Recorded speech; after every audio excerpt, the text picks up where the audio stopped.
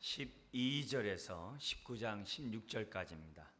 우리 한 부분 교독하겠습니다. 18장 12절에서 24절 24절까지 한 절씩 교독하겠습니다. 12절 이에 군대와 천부장과 유대인의 아랫사람들이 예수를 잡아 결박하여 먼저 안나스에게로 끌고 가니 안나스는 그의 대제사장인 가야바의 장인이라.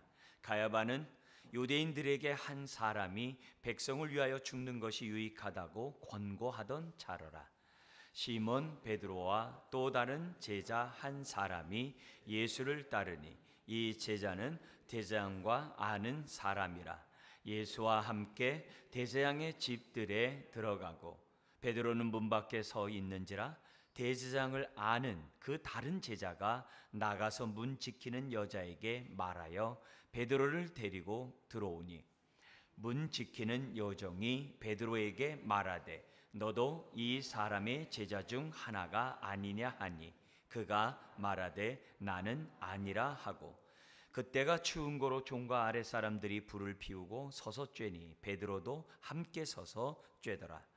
대제사장이 예수에게 그의 제자들과 그의 교훈에 대하여 물으니 예수께서 대답하시되 내가 드러내놓고 세상에 말하였노라. 모든 유대인들이 모이는 회당과 성전에서 항상 가르쳤고 은밀하게는 아무것도 말하지 아니하였거늘 어찌하여 내게 묻느냐. 내가 무슨 말을 하였는지 들은 자들에게 물어보라. 그들이 내가 하던 말을 아느니라. 이 말씀을 하심에 곁에 섰던 아랫사람 하나가 손으로 예수를 쳐 이르되 내가 대제사장에게 이같이 대답하느냐 하니 예수께서 대답하시되 내가 말을 잘못하였으면 그 잘못한 것을 증언하라. 바른 말을 하였으면 내가 어찌하여 나를 치느냐 하시더라. 같죠? 안나스가 예수를 결박한 그대로 대제사장 가야바에게 보내니라. 아멘. 오늘 이 본문에는 우리가 다 읽지 않았습니다만 두 개의 재판이 있습니다. 하나는 한밤중에 불법으로 모인 사내들인 공의의 유대의 최고 재판이죠. 그 재판이 있고 또 하나는 로마 총독이 집행하는 로마 재판이 성경에 이제 기록되어 있습니다. 이제 두 개의 재판 사이에 중간중간에 베드로가 3번 부인한 그런 사건이 기록되어 있는 것을 보게 됩니다. 오늘은 두 가지 측면을 좀 보려고 합니다. 하나는 죄가 없음에도 불구하고 저와 여러분들의 죄를 위해서 대신 죄인으로 취급받은 그 대속의 십자가의 죽음에 대해서 우리가 하나 살펴볼 것이고 또 하나는 그런 가운데 3번씩이나 부인한 이 베드로에게 우리 주님은 정말 용납하시고 사랑하시고 또 이 베드로에게 정말 하나님의 사도로서의 큰 사명을 맡기신 그 주님의 마음, 이 마음은 다른 마음이 아니라 우리 17장에서 대제사장의 기도에서 했던 것처럼 제자들을 향하여 하나님께 기도하죠. 저들을 보존해 달라고 이 세상에서 뿐만 아니라 세상의 모든 악에서 지켜달라고 기도하셨던 그 주님이 기도만이 아니라 삶 속에서도 정말 제자들을 정말 보존하고 악에서부터 건지시는 그 베드로의 사건을 통해서 우리가 하나님의 음성을 듣는 귀한 시간이 되기를 원합니다. 자, 두 개의 사건 속에서 요한복음은 공관복음에서 기록하지 않은 그 내용들을 중심으로 요한은 요한복음을 기록합니다. 공관복음은 마태, 마가, 누가 동시에 사건을 봤다. 그래서 그래서 공관복음이라고 그래요. 근데 그 공관복음에 기록되지 않는 요한이 봤던, 그러니까 영적인 측면이죠. 그 봤던 그 부분, 그 사이사이를 요한이 이제 기록합니다. 우리가 방금 읽었듯이 이 대제사장이 둘입니다. 그 당시 가야바 대제사장이 대제사장만 있는 것이 아니라 그의 뒤에서 모든 실세로서의 그 영향력을 발휘하는 제사장이 또 있었어요. 그게 누구냐면은 이제 이미 공식적인 것은 아니죠. 그 13절에 있는 것처럼 안나스. 요한은 공관복음에 없는 안나스 대제사장 앞에 예수님을 먼저 끌고 간 것으로 기록되어 있어요. 예. 안나스가 어느 정도까지 실세냐면 가야바의 장인이에요. 그리고 안나스의 네 아들이 가야바 다음에 대제사장을 계속해요. 계속합니다. 그러니까 그만큼 영향력이 막강한 힘을 갖고 있던 사람이 가야바 대제사장의 장인, 우리 성경에 안나스입니다. 그러니까 그 안나스에게부터로 뭐냐면 예수님을 끌고 가는 이런 장면들은 다른 공간복음에 없는 내용입니다. 그러면 요한은 이 똑같은 재판 사건을, 두 개의 재판을 기록하면서 뭘 얘기하려고 하냐? 다른 거 아니에요. 예수님은 무죄하시다, 죄가 없으시다 라는 사실을 강조하고, 두 개의 재판은 불법이고 불의의 재판임을 증언하기 위해서 요한은 이렇게 두 개의 재판의 이런 사건을 오늘 본문에 이제 기록하고 있는 것을 보게 됩니다. 자, 그럼 우리 첫 번째 사건을 좀 우리가 먼저 보겠는데요. 첫 번째 사건은 대속의 죽음, 우리의 죄를 위해서 대신 죽으신 대속의 죽음에 관한 그런 말씀을, 이 재판을 통해서 우리가 살펴보려고 합니다. 그리고 이것은 요한복음 17장 1절의 기도의 성취임을 우리는 기억해야 됩니다. 요한복음 17장인 대제사장의 기도라고 했어요. 그 대제사장의 기도를 세 가지를 하죠. 자신을 위하여, 남겨진 제자를 위하여, 앞으로 생길 교회를 위하여 세 개를 기도하는데, 예수님이 자신을 위해서 어떤 기도를 했어요? 우리 요한복음 17장 1절, 너무 중요한 구절인데요. 같이 한번 우리 읽겠습니다. 예수께서 이 말씀을 하시고 눈을 들어 하늘을 우러러 이르시되, 아버지여 때가 이르렀사오니 아들을 영화롭게 하사 아들로 아버지를 영화롭게 하게 하옵소서. 아버지여 때가 이르렀사오니, 어떤 때입니까? 예수님이 십자가에 죽을 때. 언제? 6월절의 어린 양으로 6월절에 죽어야 될 그때, 대속의 죽음의 때가 이르렀사오니, 십자가의 죽을 때가 이르렀사오니 아들을 영화롭게 하사 나의 십자가를 받으시고 그의 영화롭게 하사요. 그리고 이 아들로 아버지를 영화롭게 하게 하옵소서.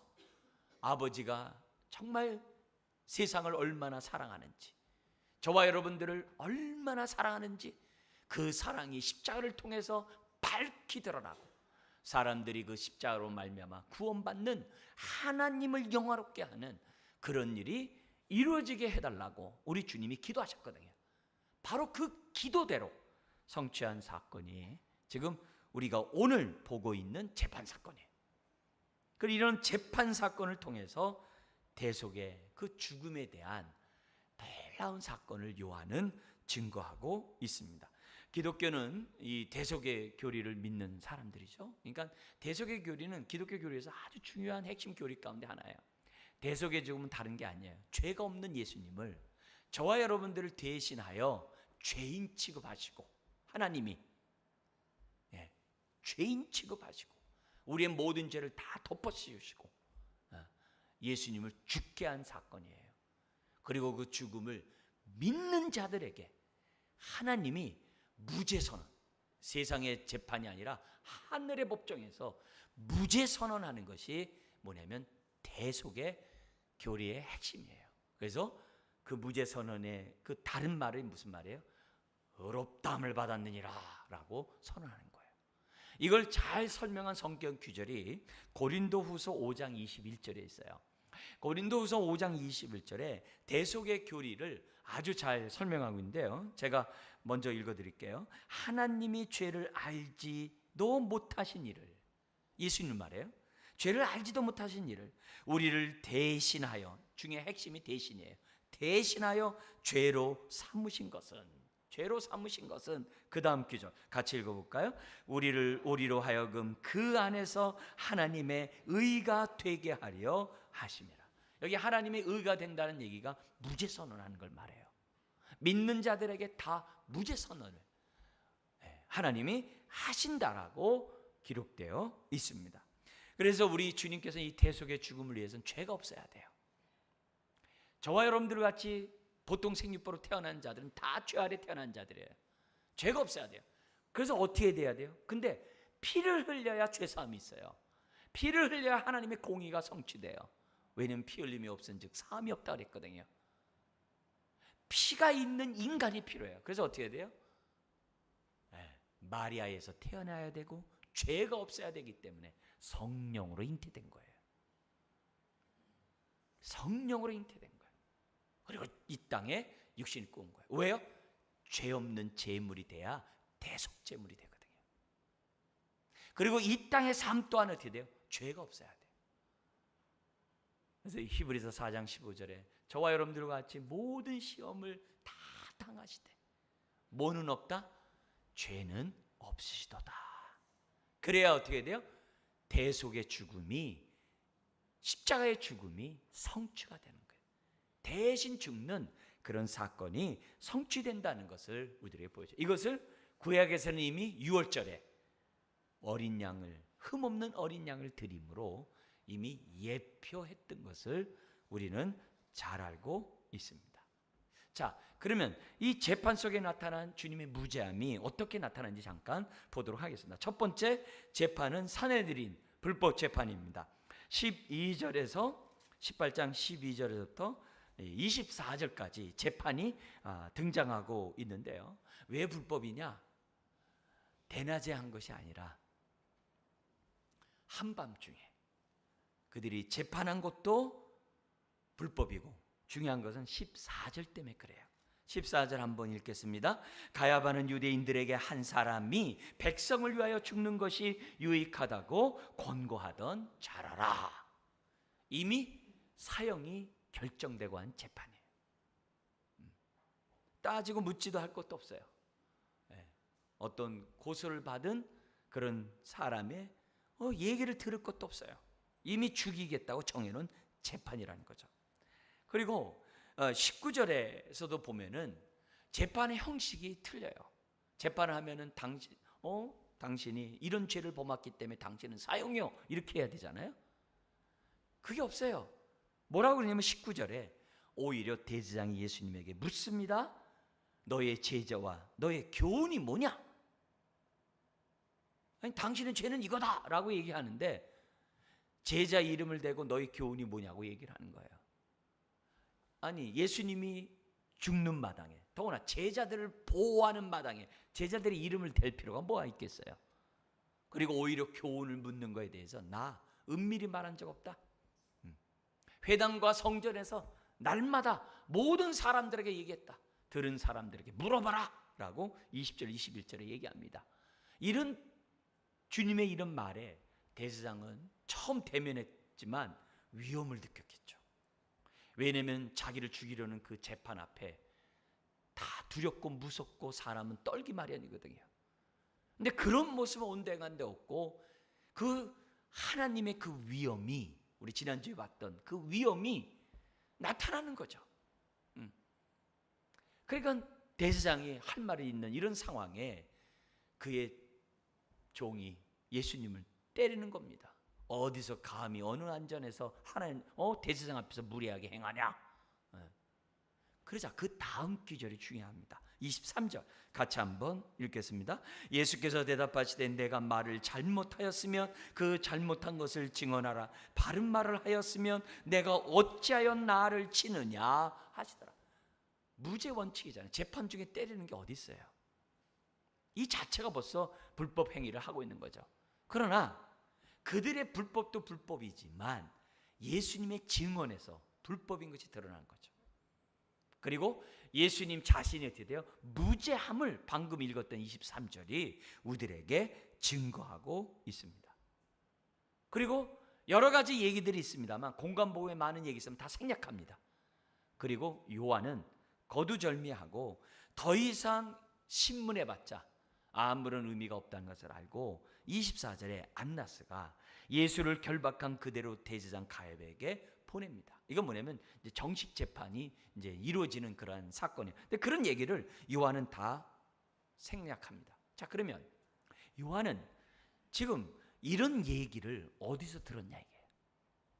그리고 앞으로 빌라도 총독, 그 빌라도 총독 앞에서 주고받는 그 말들을 도대체 어디서 들었냐 이게.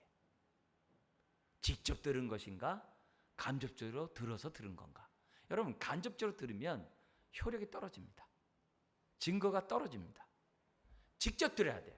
직접 들은 그 증거가 15절 이하에 있어요. 이런 얘기들, 심지어 뭐냐면 베드로가 3번 부인한 이런 사건들, 이런 것들을 너무나도 잘 알고 있었던 사람이 바로 요한이었어요. 그 증거가 15절에 이하에 나오는데요. 한번 15절 한번 읽어볼까요? 시몬 베드로와 또 다른 제자 한 사람이 예수를 따르니 이 제자는 대제사장과 아는 사람이라. 예수와 함께 대제사장의 집들에 들어가고. 여러분, 베드로뿐만 아니라 또 다른 제자 한 사람이 있는데 대제사장을 안 돼요. 그래서 대제사장의 그 문을 갖다가 아주 자연스럽게 통과할 수 있는 그런 사람이라는 거예요. 누굴까요? 그게 바로 이 요한복음을 기록한 요한이에요. 자, 그렇다면 문제가 생겨요. 그럼 요한은 어떻게 대제사장을 아냐 이게요. 심지어 대제사장의 문을 지키는 문지기 여종을 어떻게 하냐 이게요. 왜냐하면 요한은 예수님을 빨리 따라갔는데 멀찍이 따라오고 쭈삣쭈삣 따라온 베드로는 그냥 문이 닫혀버렸어요. 그게 16절이거든요. 대제사장의 문이 닫혀버렸어요.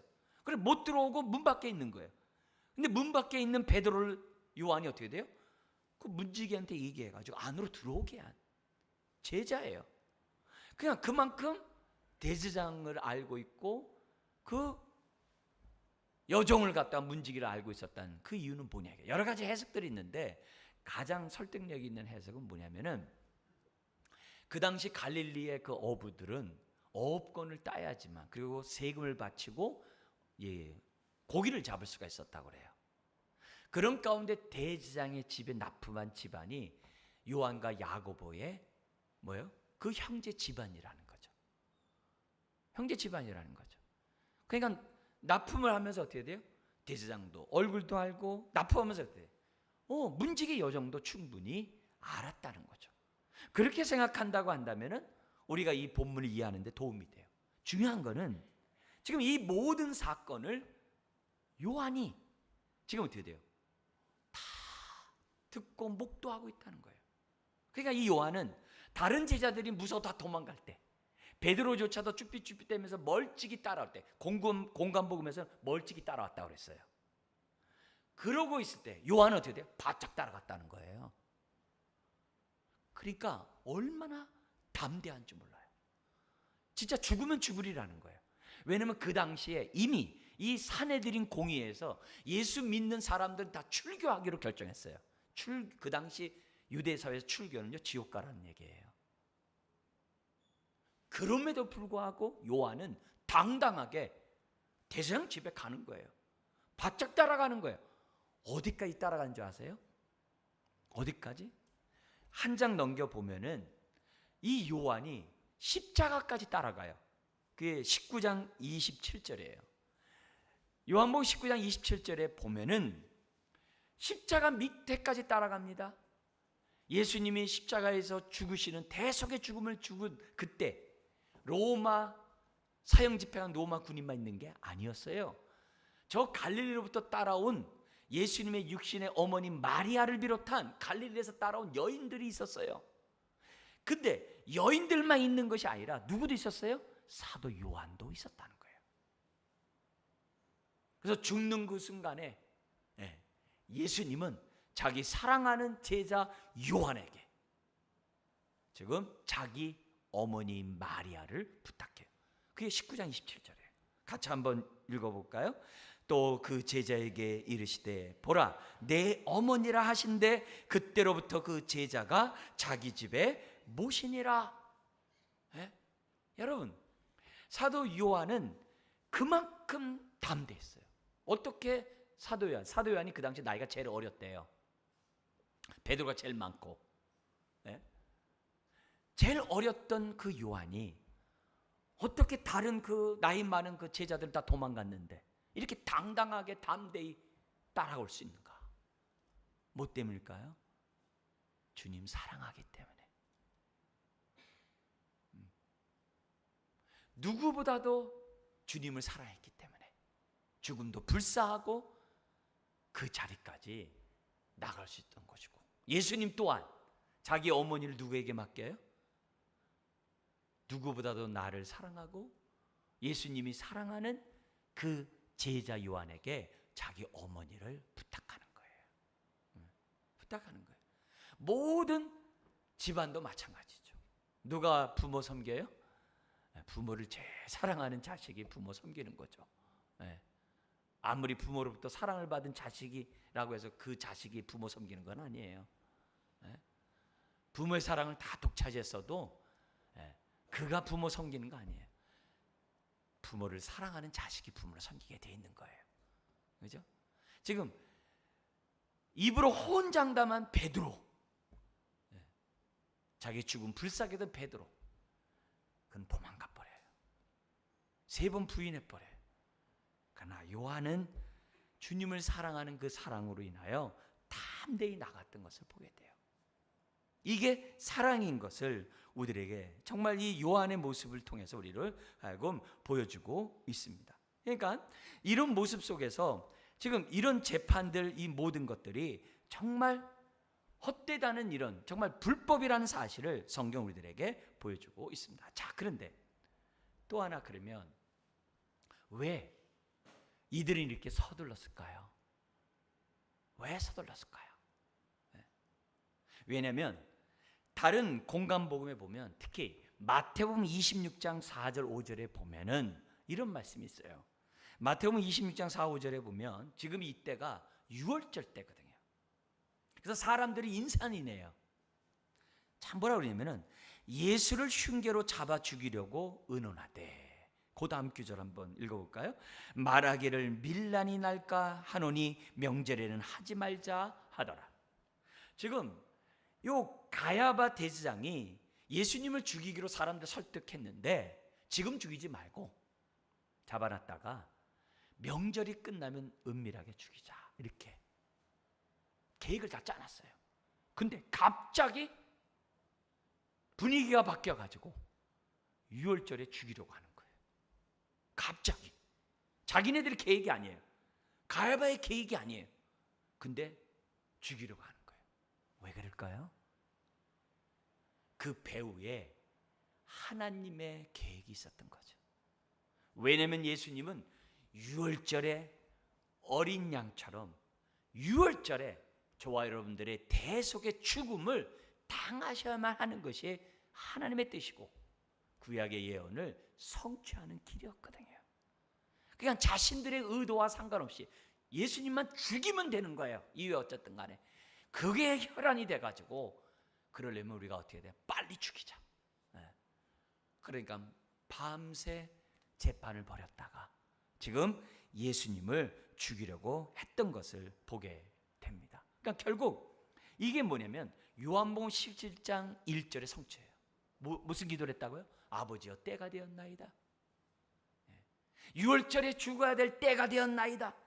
나를 영화롭게 하옵소서. 내가 십자가의 죽음을 죽게 하시고 또 어떻게 돼요? 나의 죽음을 받아주옵소서라고 하는 예수님의 그 기도, 하나님의 뜻을 이루겠다고 하는 예수님의 기도였다는 것을 우리들에게 보여주고 있습니다. 또 다른 재판이 18장 28절에서 19장 16절 로마 재판이 있습니다. 이거 역시 불의의 재판입니다.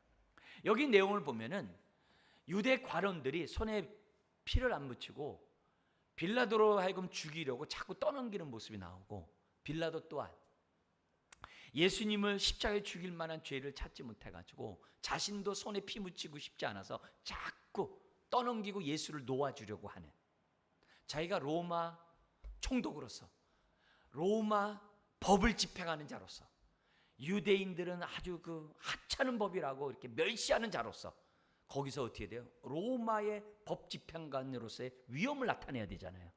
이게 무슨 십자가에 죽을 일이냐? 이 사람 무죄야. 이렇게 선언은 끝나잖아요. 그게 아니라 이 빌라도는 평소에 자신들과 원수지간이고 비협조적이고 자신들을 갖다 무시하는 그 대제사장을 비롯한 사람들이 지금 어떻게 돼요? 굽실굽실거리면서 오거든요. 자기들에게 얼굴도 보지 않으려고 하는 자들이 그것도 꼭두 새벽에 와가지고 굽실굽실 하면서 또 빌라도의 그러한 권위도 막 높여가면서 예수를 죽여달라고 하니까 즐기는 거예요. 그리고 그 당시 상황의 그 글을 보면은 빌라도가 원래 총독이 될 수 있는 신분이 아니라고 합니다. 근데 황족의 가문의 부인과 결혼함으로 총독의 자리에 오른 사람이래요. 그리고 앞에 있는 총독들이 이스라엘의 그 밀란으로 인해 가지고 총독들이 바뀌는 그런 상황이었고, 요 빌라도 역시 황제로부터 경고를 한번 먹었다고 합니다. 밀란으로 인해 가지고 주의를 들었다는 거예요. 예. 그리고 황제가 다시 방문할 때 정말 안전된 그러한 치안을 유지해야 된다고 하는 그런 명령을 받은 상황이라고 그래요. 그러니까 이런 상황에서 빌라도는 어떻게 돼요? 치안과 안전, 자신의 안위를 위해서 유대 관원들의 협조가 필요한 거예요. 필요한 거예요. 그래서 무죄임에도 불구하고 예수님을 갖다가 처형시키는 거예요. 그게 그래서 불법 재판이라는 것을 우리들에게 보여주고 있어요. 자, 이런 가운데 우리가 좀만 더 우리가 보면요, 여기 보면은 28절 이하에 이제 재판이 이루어지는데 뭐라고 되어 있냐면 이렇게 되어 있습니다. 28절 같이 한번 읽어볼까요? 그들이 예수를 가야바에게서 관정으로 끌고 가니 새벽이라. 그들은 더럽힘을 받지 아니하고 유월절 잔치를 먹고자 하여 관정에 들어가지 아니하더라. 우리는 이 말이 이해가 잘 안 됩니다만, 유월절 예식을 지키려면 유대인들은요 모든 누룩을 제거해야 돼요. 모든 가정에, 모든 건물에, 특히 성전에. 왜냐면 유월절 제사를 드려야 되거든요. 성전에 다 뭐냐면 누룩을 다 제거해야 돼요. 근데 누룩을 제거해야지만 자신들이 부정하지 않고 거룩해서 유월절 지킨다는 거예요.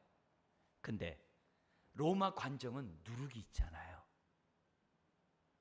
그러니까 누룩이 있는 곳에 못 가는 거예요. 그래서 관정 바깥에서 지금 소리 지르는 거예요. 예수님을 갖다가 죽이라고 지금 데리고 온 거예요. 여러분, 우리가 기억하셔야 됩니다. 우리가 성령으로 날마다 깨어서 겸손히 신앙생활하지 않으면 우리 신앙이 형식화돼요.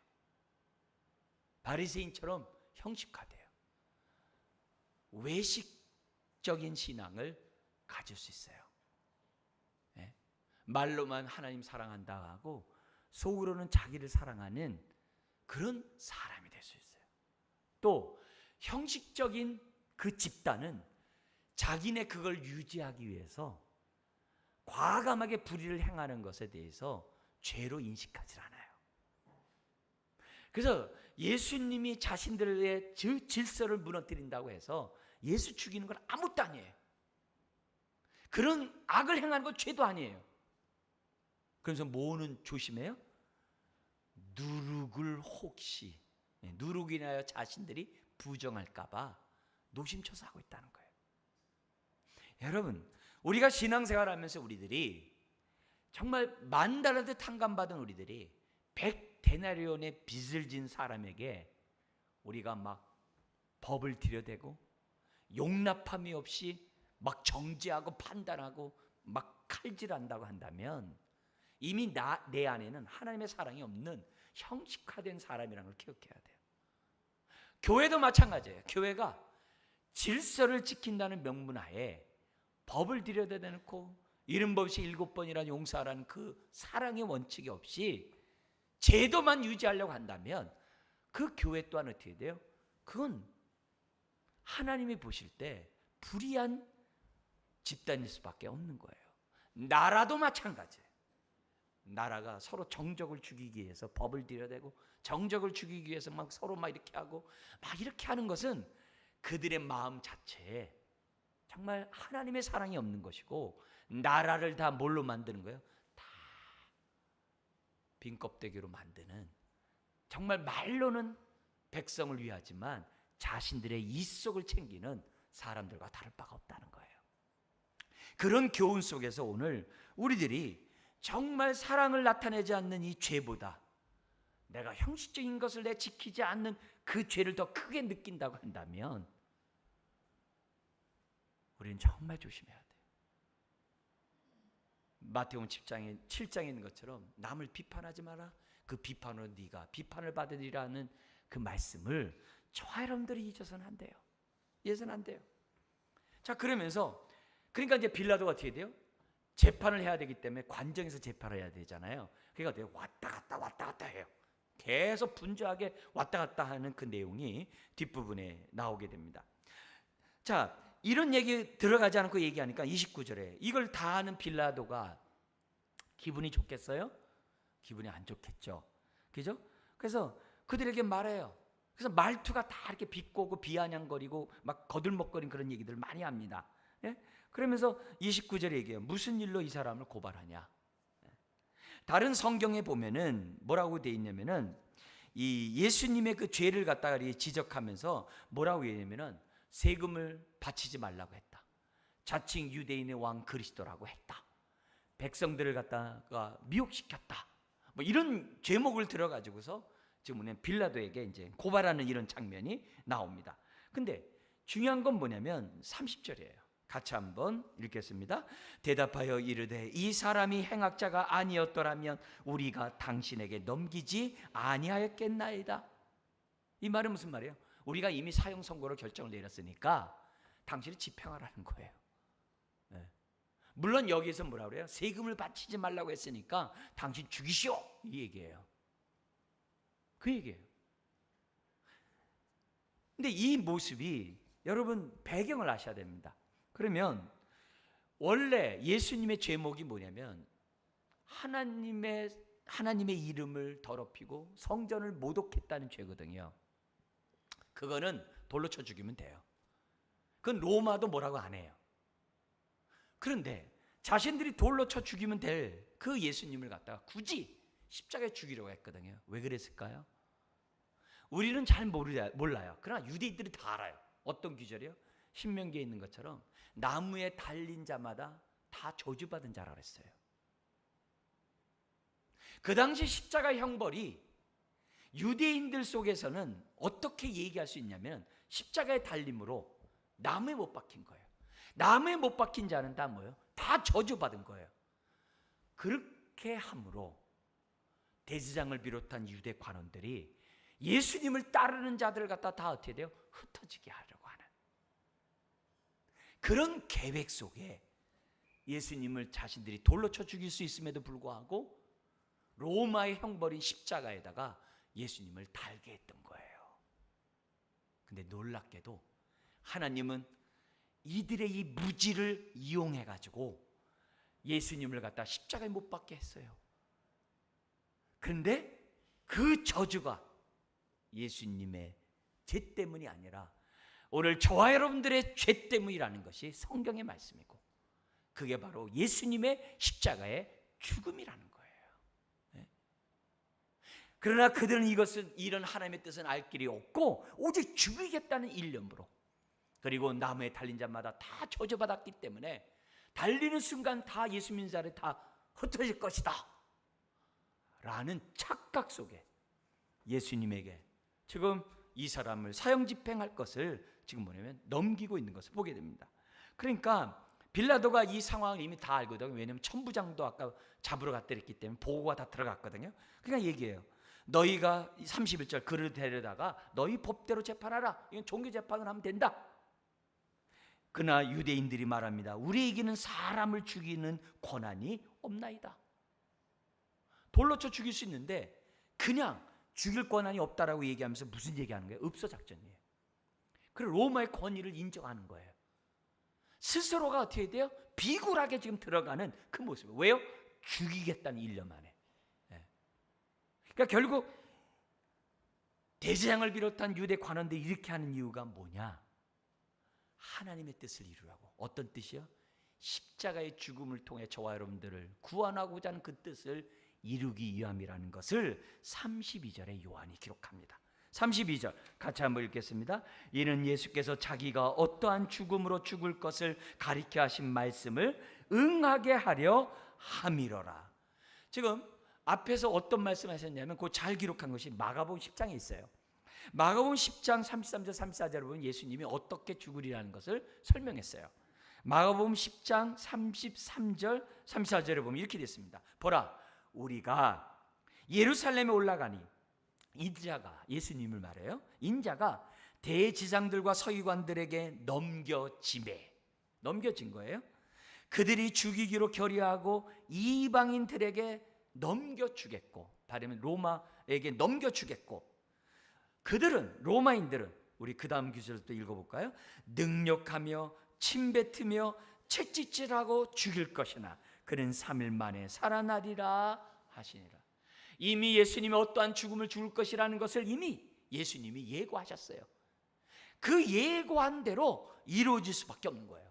그러니까 사내들인 종교재판도 이 예고한 대로 이루어지는 거고, 로마의 그러한 불의한 재판도 예수님이 예고한 대로 따라올 수밖에 없다는 것을 요한은 설명하고 있는 거예요.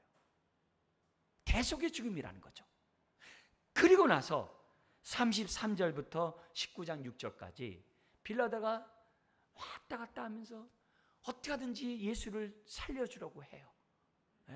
심지어는 뭐냐면 예수님을 갖다 채찍질까지 해요. 내가 이렇게까지 했다 라고 하면서 환심을 사려고 해요, 유대 관원들에게.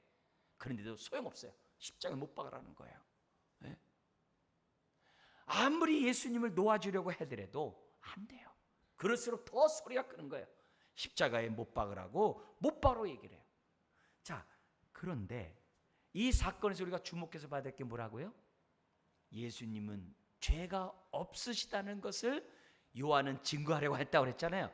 그러면 뭘 통해서 죄가 없음을 증거할 수 있느냐?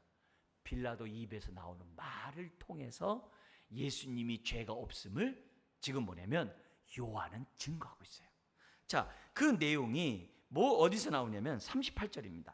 38절, 18장 38절에 이렇게 돼 있어요. 빌라도가 이르되 진리가 무엇이냐, 이제 대화를 한 겁니다, 예수님이. 그리고 이 말을 하고 다시 유대인들에 나가서 이르되, 그 다음 구절을 한번 읽어볼까요? 시작. 나는 그에게서 아무 죄도 찾지 못하노라. 첫 번째 얘기를 해요. 자기 입으로 얘기해요. 내가 앞만 보더라도 사형 집행할 죄는 없다. 이런 사람이 어떻게 로마를 향해서 반란을 일으키냐? 없다. 난 죄를 발견하지 못했다. 이렇게 해요.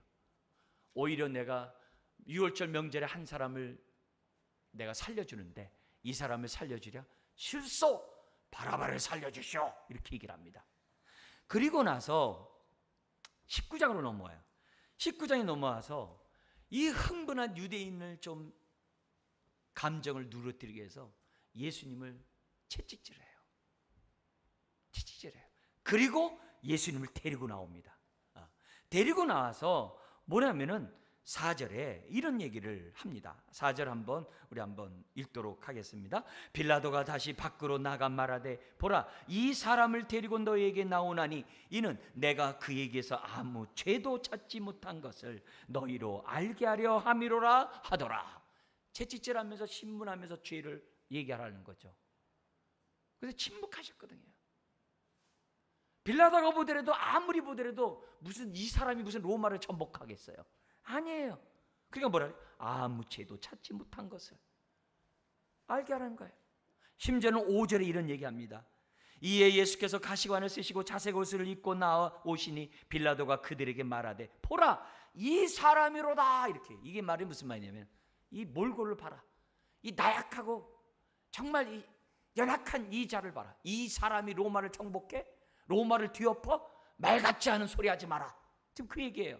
그리고 유대인들에게 얘기하는 거예요. 이 사람이 뭐가 무섭길래 죽이려고 하느냐? 이렇게 나약하고 연약한 사람이 무슨 유대를 갖다가 뒤엎고 무슨 뭘 하겠느냐? 이런 사람을 왜 죽이려고 하느냐? 이런 얘기가 다 이 사람 안에 포함되어 있는 거예요. 네? 근데 그러면 사람들이 이렇게 감정이 잦아들 줄 알았는데요, 오히려 6절에 소리 지르는 거예요. 십자가에 못 박으라고 막 소리를 지르는 거예요. 그러면서 본심이 나와요. 이 사람을 우리가 죽이려고 하는 본심이 나와요. 그게 7절이에요. 뭐냐? 유대인이 대답하되 그들에게 우리에게 법이 있으니 그 법대로 그가 당연히 죽을 것은 그가 자기를 뭐라고요? 하나님의 아들이라고 신성 모독했다는 거예요. 얼마든지 죽일 수 있다는 거예요. 그래서 이것 때문에 우리가 죽인다는 거예요. 자신의 법에 따라서. 근데 아까 계획이 뭐라고요? 십자가의 나무에 달리게 함으로 하나님의 저주를 받아 흩어지게 하려고 백성들을. 그 저주가 우리의 저주라는 걸 몰랐던 거죠. 예? 그러니까 이 말을 듣고 그 다음 말이 중요해요. 우리 한번 같이 읽겠습니다. 빌라도가 이 말을 듣고 어떻게 했어요? 더욱 두려워해요. 그전에도 두려웠거든요, 예수님을. 왜냐하면 더욱 두렵다는 얘기는 두려울 때 더 두렵다는 거죠. 왜냐하면 자기 아내가 얘기했거든요. 어젯밤 꿈속에서 이 사람이 보통 사람이 아니라는 걸 내가 알았다. 당신 죽이면 안 된다. 그리고 빌라도는 자기 부인 말을 들어야 돼요. 왜? 황족이니까. 근데 그 말을 듣지 않고 지금 이렇게 하고 있는 거거든요. 여러 가지 두려운 얘기들이 많아요. 왜? 예수가 대화하면서 그 위험이 또 있었거든요. 근데 하나님의 아들이라니까 더욱 두려운 거죠. 그 당시 로마는요, 많은 신들이 있었어요. 제우스를 비롯해가지고 그냥 많은 신들이 다 뭐예요? 우리가 생각하는 하나님의 개념보다도 사람 플러스 신의 개념이에요. 그래서 많은 신들이 있어요. 이름을 알지 못하는 신도 있어요. 근데 자기가 하나님의 아들이라고 얘기하니까 빌라도가 생각해 볼 때 너무 노는 거예요. 진짜 하나님의 아들이면 어떡하지? 얼마나 두려움이 엄습했는지 몰라요. 그리고 나서 9절에 들어가서 예수님이 말해요. 너 누구냐? 네. 그러면서 10절 이하에 허세를 떨어요. 너 살려줄 수 있어. 그러니까 11절에 하나님의 허락하자면 안 돼. 그 얘기한 거예요. 이 말 앞에서 12절 빌라도가 어떻게 돼요? 예수를 놓으려고 힘쓰지만 유대인들이 뭐라 하면 소리 질러요. 자, 12절 같이 한번 읽겠습니다. 이러함으로 빌라도가 예수를 놓으려고 힘썼으나 유대인들이 소리질러 이르되 이 사람을 놓으면 가이사의 충신이 아니니이다. 무릇 자기를 왕이라 하는 자는 가이사를 반역하는 것이니라. 여기서 빌라도가 화들짝 놀란 사건이 있었어요. 뭐예요? 반역. 이 유대 사람들은요, 이 사람은요 황제에게 탄원서를 올릴 사람들이거든요. 한두 번이 아니거든요. 반역 딱 가이사의 충신이 아니라 반역이요 딱 그러면 어떻게 돼요? 이건 놀랄 일이거든요. 이미 경고를 먹었기 때문에. 그래서 13절 아래 예수님을 재판에서 십자가에 넘겨줍니다. 그러면 결국 빌라도는 자신의 안위 때문에 불법 재판한 거예요. 이걸 통해서 요한이 우리에게 증거하려고 한 얘기가 뭐냐? 예수님의 죽음은 대신 죽은 죽음이라는 거예요. 누구를 위해서요? 저와 여러분을 위해서. 죄를 알지 못하는 분을 우리를 대신하여 십자가에 죽게 함으로 죄인으로 죽은 게 아니에요. 흠없는 의인으로 죽은 거예요. 그리고 아이 곁에 그것을 믿는 자들마다 하나님의 의가 무죄 선언을 하도록 하기 위해서 주님이 죽으셨다는 것을 우리들이 기억해야 돼요. 이게 저와 여러분들을 향한 하나님의 사랑이에요. 이 대속의 이 말씀을 기억해야 돼요. 두 번째 사건이 이어집니다. 그 가운데서요. 뭐냐면 베드로의 세 번 부인이에요. 이게 우리들이 대속의 죽음에 나타난 그 사랑이 어떻게까지 흘러넘치는지를 우리로 하여금 보게 합니다. 거기 15절에서부터 18절, 18장 15절 이해합니다. 베드로가 따라왔다가 문 지키는 여종이 이렇게 얘기합니다. 뭐라고 했냐면 17절 같이 한번 읽겠습니다. 18장 17절 문 지키는 여종이 베드로에게 말하되 너도 이 사람의 제자 중 하나가 아니냐 하니 그가 말하되 나는 아니라 하고, 여기 여조가 한 말 중에서 주목해야 될 것이 뭐냐면은 너도라는 말이에요. 너도라는 말은 누가 예수님의 제자라는 거 안다는 거죠. 여기서 누구겠어요? 요한이죠. 요한이 예수님의 제자라는 걸 알아요. 안데 너도 제자다. 그러니까 베드로가 첫 번째 부인해. 나는 아니다. 그런데 마가복음에서는 나는 아니야 한 다음에 아랫뜰에서 지금 재판받고 있는 윗뜰로 베드로가 장소를 옮기는 장면이 마가복음에 기록되어 있어요. 자, 그리고 나서 25절입니다. 마태복음 18장 25절에 두 번째 부인하는데 안뜰에서, 바깥뜰이 아니라 안뜰에서 예수님을 갖다가 두 번 부인하는 장면이 25절에 나와요. 시몬 베드로가 서서 불을 쬐더니 사람들이 묻되 너도 그 제자 중 하나가 아니냐? 베드로가 부인하여 이르되 나는 아니니라 하니. 아니라고 해요. 마가는 이걸 묻는 사람이 여종이라고 그랬어요. 여종이 물었는데 또 아니라고 그래요. 그러니까 베드로의 이 안절부절한 이 모습이 사람들에게 주목을 받죠. 근데 또 하나 주목받는 게 있었어요. 그게 뭐냐면은 마태복음 26장 73절, 마태복음 26장 73절을 보면 베드로의 말투, 사투리를 썼어요. 그러니까 남쪽 예루살렘과 북쪽 갈릴리가 언어가 달랐는데, 언어에 차이가 있었는데 북쪽 사투리가 심했대요. 말이 남쪽과 다르대요. 네, 다르대요.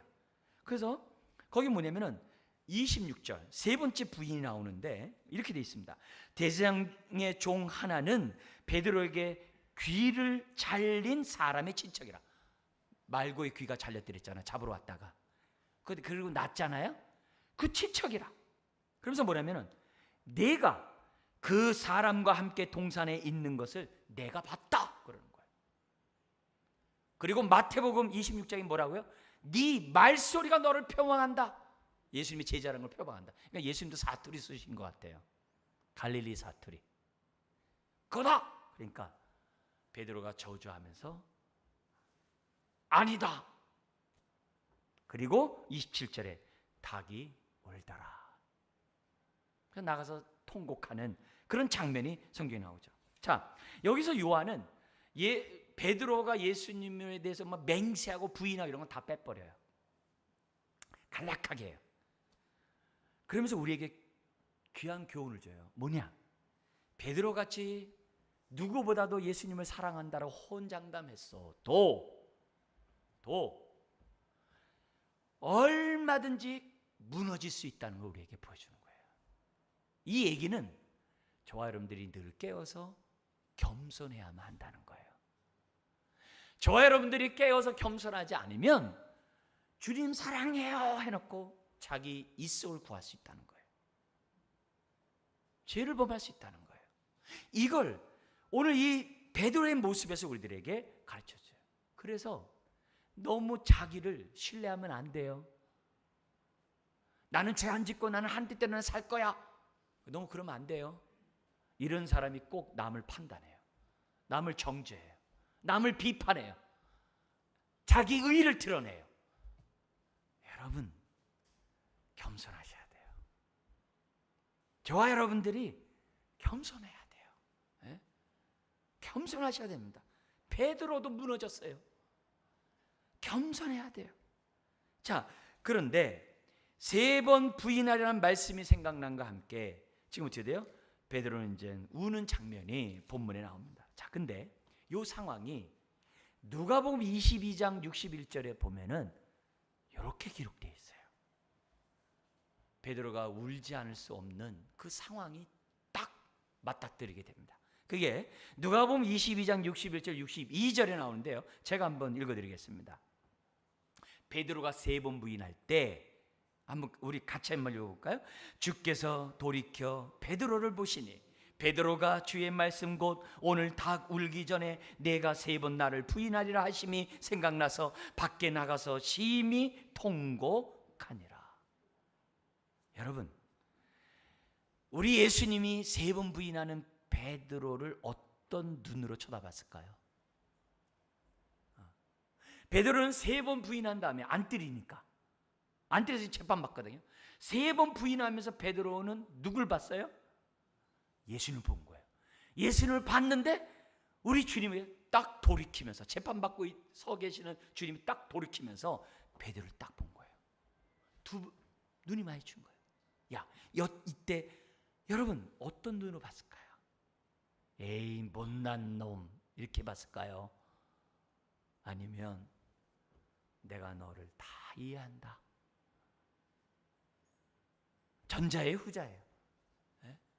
후자겠죠. 여러분 신앙생활은 바로 베드로를 쳐다봤던 그 눈길을 내가 맛본 사람이 신앙생활하는 거예요. 네? 나를 향해 주님이 바라본 그 눈길이 그 긍휼과 자비와 사랑과 용납이에요. 3번 부인한 그 베드로를 용납하는 그 주님을 만나야 그게 신앙생활하는 거예요. 그게 대속의 십자가의 은혜를 깨달은 사람의 마음이에요. 여러분 우리 주님은 70번 7번이라는 용서란 말을 말로만 하지 않았어요. 베드로가 3번 부인하는 그것을 용서하시고 그에게 사도직을 맡긴 사람이에요. 근데 우리 주님께서 지금 베드로 얘기하지 않았잖아요. 베드로가 3번 부인했을 때 나와서 통곡했잖아요. 대화를 안 했잖아요. 부활한 주님이 베드로를 안 만났잖아요. 근데 부활한 주님이 막달라 마리아에게 이렇게 얘기를 해요. 내가 십자가에서 죽기 전에 내가 갈릴리에서 만나자고 하지 않았냐. 제자들에게 가가지고 갈릴리에서 만나자라고 전해주렴. 그렇게 얘기를 했어요.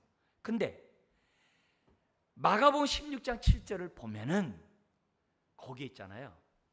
어떤 말씀이 있냐면 제자들에게라고 얘기하지 않고 제자들과 플러스 베드로에게 얘기해 달라는 거예요. 누가? 부활하신 예수님이 마리아에게 제자들 이렇게 뭉뚱겨서 얘기하지 아니하고 지금 통곡하고 울고 죄책감에 빠져 있는 그 베드로의 이름을 딱 지목을 해요. 그게 마가복음 16장 7절에 나오는 거예요. 지적하면서 베드로에게 이르기를, 그죠? 그의 제자들과 베드로에게 이르기를 갈릴리에서 만나자고. 이 말이 무슨 말이에요? 베드로를 다 용납했다는 거죠. 이게 십자가의 대속의 사랑이에요. 이걸 믿고 있는 거예요.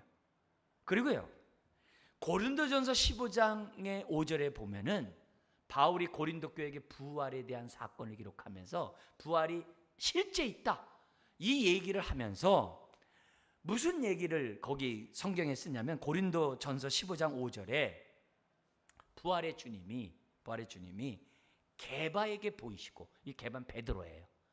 베드로에게 보이시고 후에 12제자에게 보이셨다 그래요.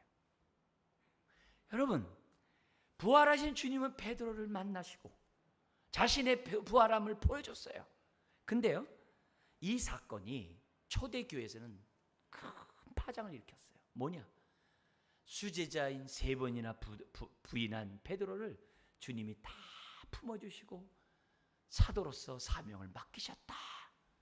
이 얘기가 십자가의 그 사랑을 깨닫게 하는 중요한 하나의 모범이 돼요. 그리고 이 얘기가 고린도 교회 편지를 쓰는 바울의 입장에서도 어떻게 돼요?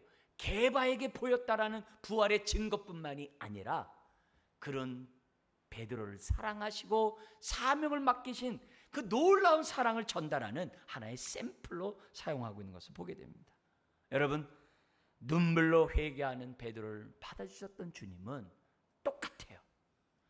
여러분, 엄밀하게 말해서요, 로마서 5장에 나와요. 우리가 죄인 되었을 때, 우리가 하나님을 찾지도 않았는데 하나님은 우리의 죄를 위해서 예수님을 이 땅에 보내시고 십자가에 죽게 하셨대요. 내가 죄인이었을 때, 하나님 찾지도 않았을 때. 그런데 오늘 우리가 하나님을 찾는다고 한다면 얼마나 더 사랑할까요? 마음문을 열고 주님의 사랑을 받으시기 바랍니다. 무엇보다도 보존하시고 악에서 지키시는 그 기도가 예수님을 용납함으로 성취되었다고 한다면 오늘도 우리를 보존하고 지키심을 믿고, 지금 세상이 흉흉하고 얼마나 불안합니까? 마음의 안정을 찾으시고 주의 사랑 안에 거하는 저와 여러분들 되시길 주의 이름으로 축원합니다. 기도하겠습니다. 하나님 아버지,